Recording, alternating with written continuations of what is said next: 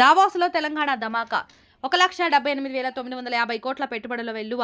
దావోస్లో పెట్టుబడుల సమీకరణలో తెలంగాణ సరికొత్త రికార్డులు నెలకొల్పింది. గతంలో ఎన్నడూ లేని విధంగా రాష్ట్ర చరిత్రలో భారీ పెట్టుబడుల రికార్డు నమోదు చేసింది. దావోస్ వరల్డ్ ఎకనామిక్ ఫోరం సదస్సులో ఇప్పటివరకు 1,79,950 కోట్ల పెట్టుబడులను తెలంగాణ సాధించింది. గత ఏడాది దావోస్ పర్యటనలో రాష్ట్రానికి 40,232 కోట్ల పెట్టుబడులు వచ్చాయి. అప్పటితో పోలిస్తే ఈసారి 4 రెట్లకు మించి పెట్టుబడులు రావటం విశేషం.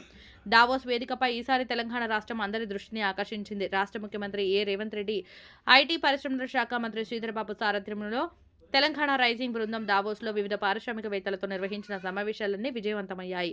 హైదరాబాద్లో ఫ్యూచర్ సిటీ అభివృద్ధికి రాష్ట్ర ప్రభుత్వం ప్రాధాన్యం ఇవ్వటం ప్రపంచ దిగ్గజ పారిశ్రామికవేత్తలను అమితంగా ఆకట్టుకుంది. దీంతో పాటు young India skill university, regional ring road నిర్మాణం, మెట్రో విస్తరణకు ప్రభుత్వం ఎంచుకున్న భవిష్యత్తు ప్రణాళికలు పెట్టుబడుల వెలువకు దోహదపడ్డాయి. రాష్ట్ర ప్రభుత్వం ఎంచుకున్న తెలంగాణ రైజింగ్ 2050 విజన్ గేమ్ చేంజర్గా నిలిచింది. అన్ని రంగాలకు అనుకూలమైన వాతావరణం ఉన్న హైదరాబాద్ గ్రేటర్ సిటీ పెట్టుబడుల గమ్యస్థానంగా మరోసారి ప్రపంచానికి చాటి చెప్పినట్లుంది. రాష్ట్ర ప్రభుత్వం అమలు చేస్తున్న సరళతర పారిశ్రామిక విధానంతో పాటు ఇటీవల ప్రకటించిన క్లీన్ అండ్ గ్రీన్ పాలసీ ప్రపంచ పారిశ్రామికవేత్తలను దృష్టిని ఆకర్షించింది. దేశ విదేశాలకు చెందిన పేరొందిన 16 ప్రముఖ కంపెనీలతో రాష్ట్ర ప్రభుత్వం ఒప్పందాలు చేసుకుంది. ఐటీ, ఏఐ, ఇంధన రంగాల్లో అంచనాలకు మించినట్లుగా భారీ పెట్టుబడులను సాధించింది.